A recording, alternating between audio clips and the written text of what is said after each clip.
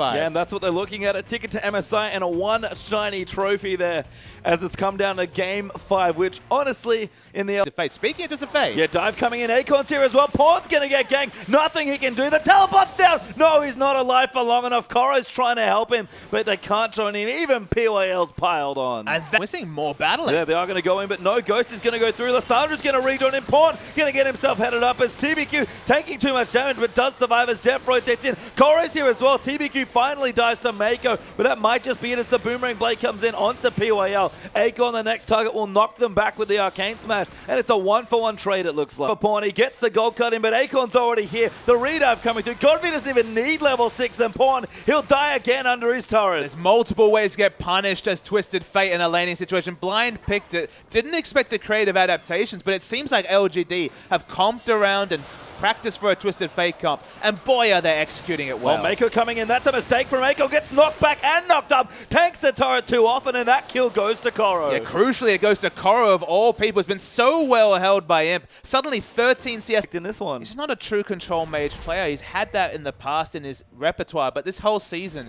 has been on those offensive champions. There's the Destiny though. Going into the top side, Koro's moving in as well. Aiko will get stunned up. Koro needs to use the ulti, does get in there. Do they have enough damage as Pawn lining up another card? Does come in, insta gold card, and Koro gets another kill. But there's so many members coming top, and I don't even know if a turret will dissuade them. Well, it's going to give Def the trade here as well, but Pawn low, Godby diving in. Good flash of the cleanse comes out as well, but Koro, he's got nowhere left to go. Will die here as PYL picks him up. Who's going to get the kill? That's the important question. Lives for a little while longer, but does finally fall to Godby. What the? Why are you living? There we go. But realistically, it should have been so much more. Should have been a double kill. To the game. Koro actually porting into that's who they want. They're going to go in onto Imp there as PYL joins in as well. The Destiny use just for a bit of vision. PYL interrupting as much as he can, and TBQ's come down as well. PYL gets stunned, but Imp is running down onto Pawn, and he's caught completely out of position, and that's a double kill for Jinx. The double kill just makes things worse, and in mid, they're losing another trade. Mako snared up. That's a kill for Acorn, and EDG, everything's going wrong. They're getting caught in two areas. Clearlove finally shows up to the fight. Going in again onto Acorn, but it's 2v2. Def, does he have enough damage? He does. Finally gets the trade onto Acorn. Godby gonna get flash on borrowed, still going in onto the Lissandra, and Rek'Sai gets a double. But the objectives work really well for Ultimate to get away as flash and heal. TBQ in here, good spell shield. Clearlove's in as well. Imp gonna get snared up. That's a big deal as Clearlove gets his third kill. Def still alive, used to heal at just the last second. Koro gonna chase in. Mako needs to find a hook, gets the stun. There's the Umbari coming through. Hook landing as well. Boomerang Blade comes in, and EDG, how are they doing this? Mako is so clutch on Thresh. There's a reason that make it in time. They've committed all 5 members to Deft, what? Going so deep in onto Acorn. Gets the solo kill by flashing on top of his head. I mean, his aggressive flashes on any champion has been crazy this year. They're going to get the top, but they're going to swap it for the mid turret. And there's aggressive going to push the mid, but they actually just might go in. In fact, Acorn's looking for a flank teleport. Does find it in there. Dives in onto Pawn. That's not good news. As the ulti comes in for Jinx. She gets excited. Def cutting back. Koro teleported in. He's trying to get something done, but Def could be the next target. Good spell shield, but it doesn't block the twisted advance. Imp gets another kill. Flashes aggressively to get another one. Clearlove could go down, but Koro's going to ward him off, and again, the Heck Room just can't do enough work. Does zone out Imp, but Godby CCing him up. Gets the kill, does Koro onto Imp, but Mako now being chased down. Snowballed to death here. Cannot escape here, unfortunately, on the Thresh. It might take a while, but he should go down. Good hook.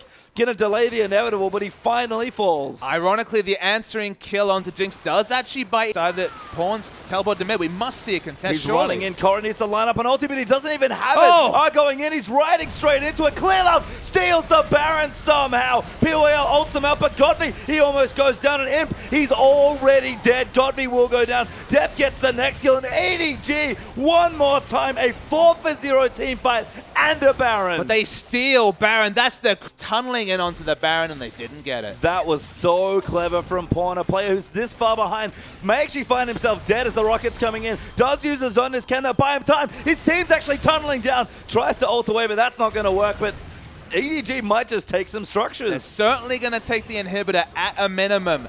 LGD honestly should stay and try and pick up this dragon just because EDG don't feel confident. Very brave here from LGD. They're on top of the Baron. There's the teleport coming through. Ultimate already in for Twisted Fate. He's so close, and Akon forced to port late. Clearlove going back in. Akon around the side, but Death finally makes it in. Godby getting tanked up as well. Clearlove actually dies as Pawn goes back in, and Mako's not here, and Death now peeled away, but Koro does so much work in the back line, but it might not be enough here. Pawn needs to find a kill to win, but he QSS's out. Imp gets the kill. That's 2 kills. Death goes back in, flashes aggressive. Pawn needs to hide away. Death, what the hell? Gets a triple kill, gets the quadra, gets the penta kill. What on earth is going on? Penta kill from the Korean duo Deft and Pawn wins them this game. They still have a minion wave. Koro's still alive, and that should be it. What happened in this game? EDG, you talk about clutch, but this is ridiculous, and the death time is a low. EDG, they will try and end this game. Yes, a Twisted Fate has the Sheen, not quite the Lich Bane. 15 seconds on any relevant wave clear. It's going to be, at minimum, a bare Nexus, and with 3 globals, that's going to be a big deal for LGD to defend. 1 turret down. EDG are training down these turrets. Can they take out the game? PYL's back. TBQ's back as well. Imp is going in, but EDG, they're committing. They want to go for the Nexus. They take it out. The once and future Kings ascend again to the throne. EDG, your 2015 LPL Spring winners. Just a miraculous victory there, Patient Time, as you lose your voice at the most active times. Pentakill to win the game for Deft. He was up there equal with Crystal on the MVP ratings, but we all know who the MVP will be, and LGD are devastated. You can see Deft now finally smiling. Pawn expression never changes. The brothers not quite embraced. Deft just kind of gives him a counter up saying, hey, big brother, beat you this time. I mean, the loving hugs are maybe for the after party, as that was a real crushing defeat. LGD, after having the Baron stolen away, were looking to win that fight, but Deft, he stayed alive. And specifically, Twisted Fate kept getting those spell rotations with the minimum of gold, was still so impactful in a team fight. And even though they kept down Pawn as much as he could, all that CC in the kit of Twisted Fate was the big difference in that fight. And EDG, be very proud. Put your hands on the cup and lift it high. Clearlove worked so hard for his 22nd championship, but he's done it. And he's the most successful LAN player of all time, League of Legends championship winner of all time, a deserved winner and raising of this cup as the captain of EDG. And Deft denies the triple crown away from him. EDG hold their heads and their cup high in what was an absolutely absurd best of 5. I don't know what the next split's going to look like, because this one ended in absolute insanity. And it's a 5-game series that had everything. It had the smart strategic moves by LGD. It had the craziness of just this game in particular and the melee range Corky play. But EDG, they looked like the playoffs wouldn't be theirs. 2 games, 2 series going to the best of 5. At times looking like they wouldn't be able to take it down, but they did it right at the last. Deft picks up the title in China.